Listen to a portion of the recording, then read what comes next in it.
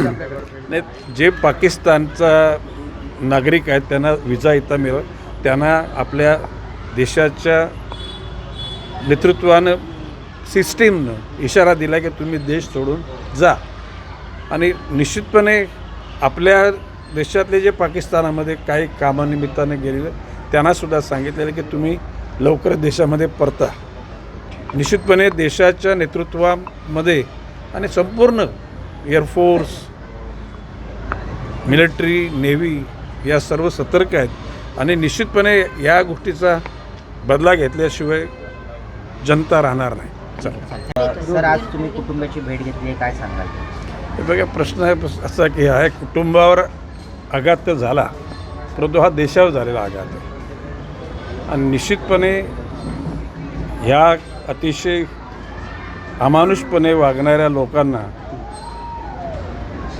देशाचं नेतृत्व सजा दिल्याशिवाय राहणार नाही. आणि त्या सजा देण्याच्या पाठीमागे देशातल्या सर्व जनतेच्या भावना एकवटल्या.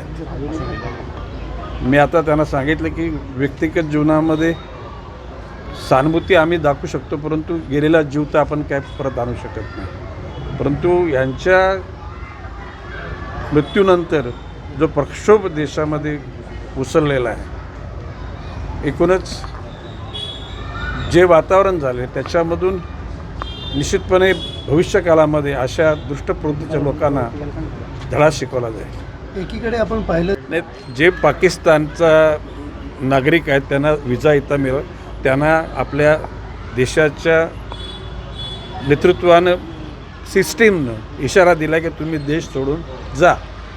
आणि निश्चितपणे आपल्या देशातले जे पाकिस्तानामध्ये काही कामानिमित्ताने गेलेले त्यांनासुद्धा सांगितलेलं की तुम्ही लवकर देशामध्ये परता. निश्चितपणे देशाच्या नेतृत्वामध्ये आणि संपूर्ण एअरफोर्स, मिलिटरी, नेव्ही या सर्व सतर्क आहेत आणि निश्चितपणे या गोष्टीचा बदला घेतल्याशिवाय जनता राहणार नाही. सर, आज तुम्ही कुटुंबाची भेट घेतली आहे, काय सांगाल? हे बघा, प्रश्न आहे असा की आहे कुटुंबावर आघात तर झाला, परंतु हा देशावर झालेला आघात आहे. आणि निश्चितपणे ह्या अतिशय अमानुषपणे वागणाऱ्या लोकांना देशाचं नेतृत्व सजा दिल्याशिवाय राहणार नाही. आणि त्या सजा देण्याच्या पाठीमागे देशातल्या सर्व जनतेच्या भावना एकवटल्या.